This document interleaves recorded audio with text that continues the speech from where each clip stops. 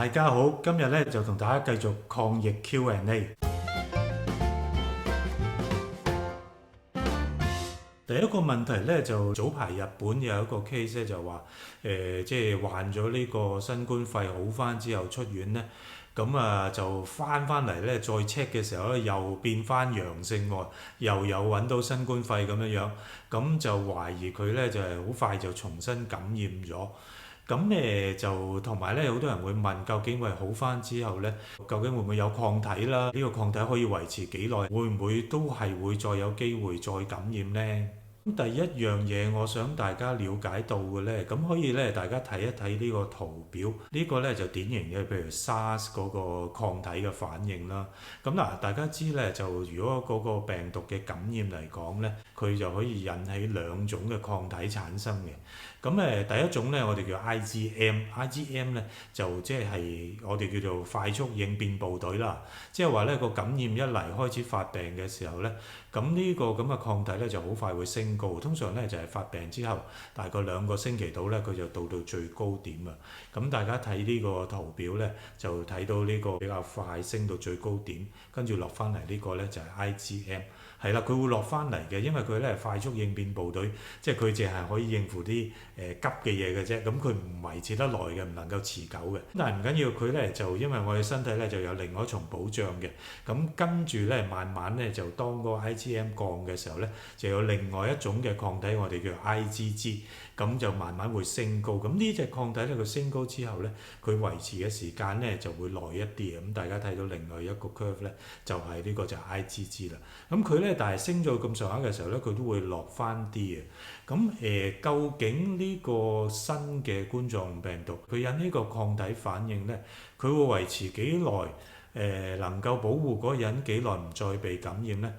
咁我哋因為呢個病啱啱開始，其實真係冇足夠嘅醫學研究去睇到，因為啱啱開始你點跟進佢啫？即係譬如我要知道佢5年之後有冇抗體，咁而家啱啱先發，咁點知道啫？冇人知噶嘛。咁但係以往嘅經驗嚟講咧，就即係我哋見過 SARS 我哋有個 MERS 即係個中東呼吸系統症候群，上落都幾大嘅。咁我睇過一個報告，就譬如 SARS 抗體咧，就譬如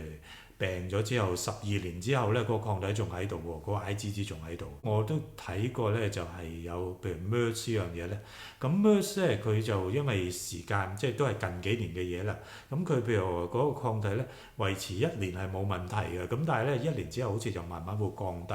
同埋尤其是 MERS 呢樣嘢咧，就佢咧有個現象咧，因為佢有輕症嘅。咁同而家個病毒有啲近似，佢啲輕症就算佢有肺炎都好啦，個抗體反應唔夠咧，咁就理論上真係有機會會好快再感染。今次我哋呢個新冠肺咧，就因為輕症似乎唔少啊，咁變咗咧就我都有少少擔心咧，就唔知會唔會有部分，尤其是輕症咧，就真係冇辦法刺激到一個即係強嘅免疫反應咧，就令到嗰個人咧仲係有機會重新感染啊！咁即係話咧，簡單講呢啲抗體反應，即係有少少好似男女關係咁樣啦。即係你愛得越深咧，你分手嘅時候咧就痛得越耐，咁上下意思。即係話當初個病如果越嚴重咧，咁理論上咧個身體咧就嗰個對佢嗰個記憶就越強，咁個抗體反應咧就越強越耐咁樣嘅。咁當然咧，呢個而家都係我哋嘅估計啦，而家講唔實。咁至於你話會唔會好快就即係重新感染咧？嗱，以日本嗰個 case 嚟講咧，我就覺得有啲奇怪。照計咧，呢樣嘢係好少見嘅，即係咁短時間會重新感染。呢啲測試冠狀病毒嘅檢查咧，其實唔係100% 準確嘅。我估計咧，就即係當呢個人出院嘅時候咧，佢驗到佢係陰性咧，其實係一個假陰性嚟嘅，即係話驗得唔係好準咁樣樣。咁變咗咧，就佢以為佢真係陰性好翻，放咗佢出院咧，但係其實佢未好翻嘅。咁佢覆診翻嚟嘅時候，佢再做多一次呢個咁嘅測試咧，咁就變翻陽性，即係反映翻個真實情況出嚟。即係話其實佢一路都未好咁樣樣。點樣計都好咧，就呢啲咁奇怪，好短時間又再翻發，即係又再重新感染嘅人咧，始終唔係多數。應該大部分人咧就好翻之後咧，短期期之內冇乜話好容易再感染嘅機會。第二個問題咧就係話，呢排咧我都聽到好多網友咧就即係尤其是住喺外國啊、美加嗰啲咧，佢就話佢住嘅地方咧就開始啲疫情咧就散播開去啊，咁佢都有啲擔心。但係好多時咧就佢哋嗰啲政府啊或者衛生當局咧都宣傳叫啲人唔好戴口罩冇用咁樣嘅。咁佢又見到我哋即係香港呢邊咧有好多人係戴口罩，咁究竟邊樣嘢係啱，即係應該點樣做先可以自保咧？咁外科口罩咧，顧名思義啦，其實咧就真係俾譬如話做手術啲醫生啊，或者咧幫手嗰啲護士嚟戴住喺手術室嘅時候咧，你唔希望咧醫護人員啊嗰啲鼻啊、口啊裡面如果有啲細菌啊，咁啊就落嗰個病人個身體嗰度。好多地方嘅政府嘅講法咧就話戴口罩其實就對於預防呢啲新冠狀病毒咧，應該就冇乜效果嘅咁樣樣。咁因為呢啲口罩咧，主要咧就即係俾醫護人員戴嚟，即係防止佢哋將啲病菌咧傳染俾病人嘅啫。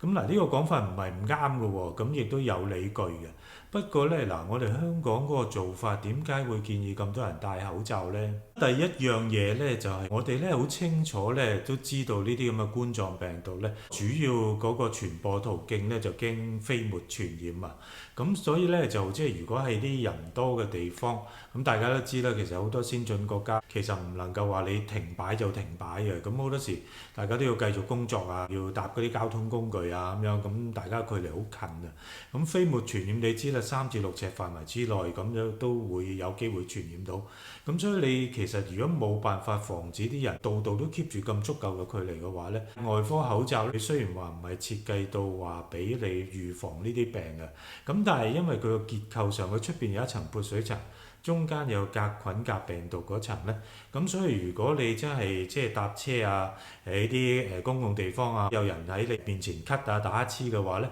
咁佢噴出嚟啲飛沫咧，咁因為你距離好近啊嘛，咁你有個口罩可以擋一擋住咧，咁佢出邊嗰個防潑水嘅擋住啲飛沫，中間嗰層如果防到病毒嘅，咁可以過濾埋病毒咧，咁就冇咁容易感染。咁嗱，呢方面嘅保護咧，老實講咧，唔能夠講好足夠啦。咁但係咧，佢有一啲嘅保護嘅。如果大家都戴呢個口罩嘅話咧，咁社會可以繼續運作之餘咧，咁亦都咧可以一定程度咧防止呢個病咧就傳染得太緊要，起碼都要保障多一啲。第二樣嘢咧，如果大家都有嗰個戴口罩嗰個意識，就嗰個阻力冇咁大嘅。即係話，我記得2003年之前咧，沙士之前咧，香港人都唔會戴口罩。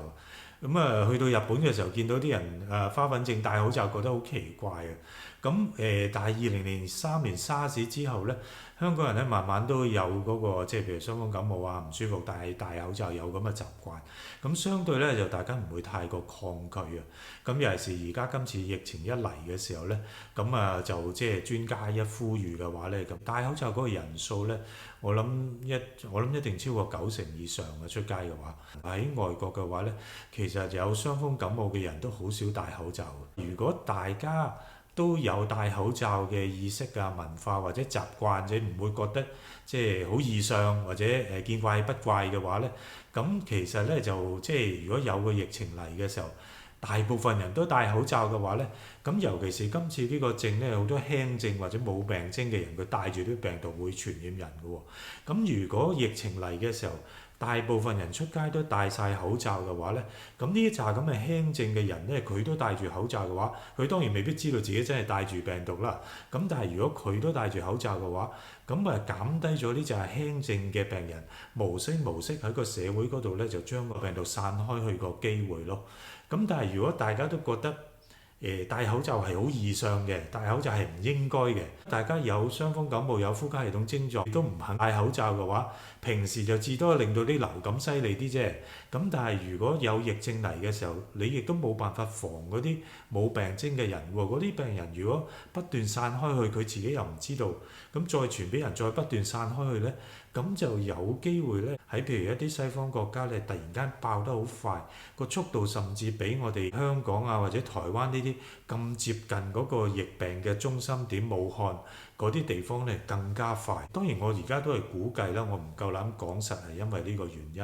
咁但係咧就理論上咧都講得通㗎喎，因為呢個病佢嗰個傳染力咁高。咁大家睇一睇，即係最近我哋見到嘅，即係譬如話食餐飯啊，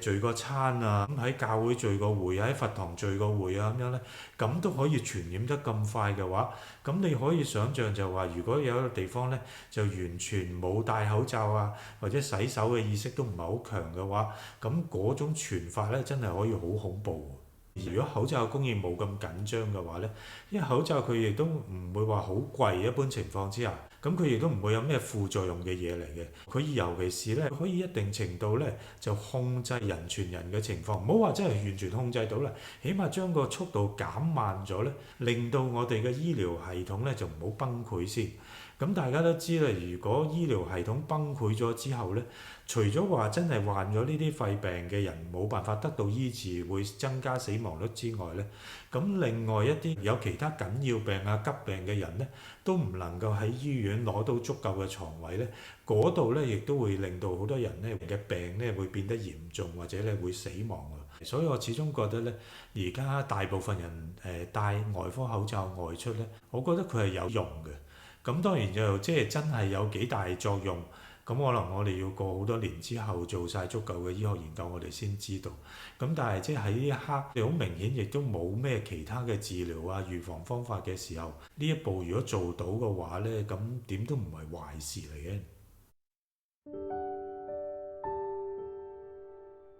第三樣嘢好多人會問嘅咧，就係有啲人覺得，哎呀喺屋企困得太耐啦，我想去呼吸下新鮮空氣，去行下山咁樣。大家呢排啱啱過去嗰個週末都見到，哇個山上面嘅人咧仲多過喺旺角係咪？我覺得咧就做啲運動幾時都係好啊。咁但係好多人就會問，我行山運動嘅時候應唔應該戴口罩咧？咁或者好熱喎，咁啊唔戴口罩得唔得咧？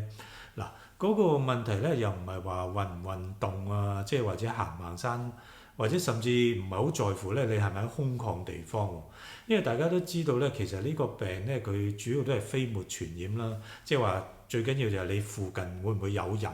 喺度咳、喺度打乞嗤。其實你喺山上面也好，你喺個密閉嘅空間也好，最緊要咧就係你睇下你附近有冇人即係有咳啊、有打乞嗤啊，同埋有冇戴口罩咁啊最重要啦。咁如果好似譬如啱啱嗰個週末，哇！即係我見有啲地方影出嚟，即係好窄嗰啲山徑啊、樓梯嘅時候，哇！啲人仲貼得實過喺旺角行街咁樣嘅。咁如果又冇戴口罩咧，咁就唔係好在乎係咪空曠地方噶咯，一樣有機會傳染到嘅。如果你喺山上面，譬如有風啊話咧，咁你一般飛沫嗰個傳染範圍，佢譬如普通嚟講3至6尺咁樣啊。咁但係如果有風嘅話，如果嗰個人打乞嗤嘅，咁佢喺上風位，你喺下風位嘅話咧，咁啲風咁樣吹過嚟，嗰個有效範圍就唔止6尺噶咯喎。咁所以咧就其實就空唔空曠地方唔係最緊要，最緊要咧就睇下即係周圍會唔會有人啊，或者咧大家都可以考慮一啲山徑闊啲嘅地方，譬如有啲人係有啲郊野公園係有林道嘅，咁即係譬如城門水塘咪即係沿住個水塘都係好多林道，好似馬路咁闊噶嘛，咁相對咧應該嗰啲風險就低一啲。咁如果真係周圍好遠都冇人嘅，咁都可以除口罩，絕對冇問題。咁啊，最後一個問題咧，咁呢排因為好多人睇咗啲資料咧，就發覺原來呢個病咧，除咗話咳啊、發燒啊、疲倦之外咧，咁驗血嘅時候咧，好多時有種現象咧，叫做淋巴球降低喎。咁我如果有感冒咁去驗淋巴球低咗嘅話，係咪代表即係我有呢個即係新冠狀病毒嘅感染咧？淋巴球降低咧，呢樣嘢咧就唔係淨係新冠肺感染先會發生嘅嘢嚟嘅。咁即係我哋叫 non-specific 啦。咁簡單講咧，就即係話佢其他嘅病毒感染，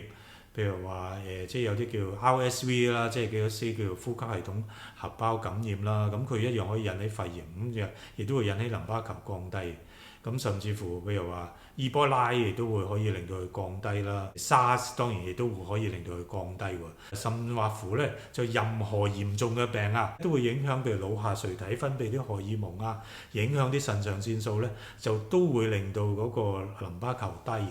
咁所以咧就比較難講話，如果我有傷風感冒又有淋巴球低，咁即係確診啦。假設一個情況嗱，如果你傷風感冒嚟睇我，咁我幫你驗咗呢個血，咁你有淋巴球低啊，咁我覺得都應該機會大，咁啊都係叫你去 check 清楚，去照肺啊、照 CT 咁都好合理。咁但係假如果你個病徵有啲似而家呢個新冠肺咁樣，咁但係你驗出嚟抽血驗出嚟嗰個淋巴球係正常嘅，咁我就要問自己，我應唔應該 send 你去醫院再去 check 真啲，定係我覺得你都係都係傷風感冒，即係翻屋企唞下好啲咧？邊樣嘢會安全啲咧？因為呢樣嘢咧就唔能夠俾到我哋好多資料啊，所以我覺得咧就知道呢樣嘢當然係好事，但係咧你作為一個診斷嘅工具咧，就佢有啲幫助，但係唔能夠當為單一一個即係好有用嘅診斷工具咯。最後咧都提一提大家咧，就都唔好鬆懈啦。咁因為咧，雖然話我哋好彩咧，就暫時個疫症咧嗰個擴散咧未至於話好似有啲地方咁爆炸性啊。咁但係咧，大家如果一鬆懈，你知病毒冇眼嘅，咁佢一傳咧真係可以傳得好快。因為我有時咧見行過啲街啲餐廳，見到好多人聚埋一齊食飯，聚得好近嘅話咧，我都有啲擔心。我見到有人行山，話山上面好多人都聚晒一齊喺度燒嘢食啊，貼得好近咧，我都有啲擔心。當然我都了解到其實即係屈喺屋企真係好慘啊。但係咧，大家都真係要注意下啦，即係洗手啊、戴口罩啊、keep 住個距離啊，咁啊一定咧就唔好鬆懈。呢啲措施咧一定要做到足，去買時間，希望咧快啲有一啲治療啊、控制嘅方法走出嚟，起碼咧就唔好令到我哋醫療系統咧崩潰先得。如果唔係咧，就真係不堪設想啊！好，今日就講到呢度先，下次再見，拜拜。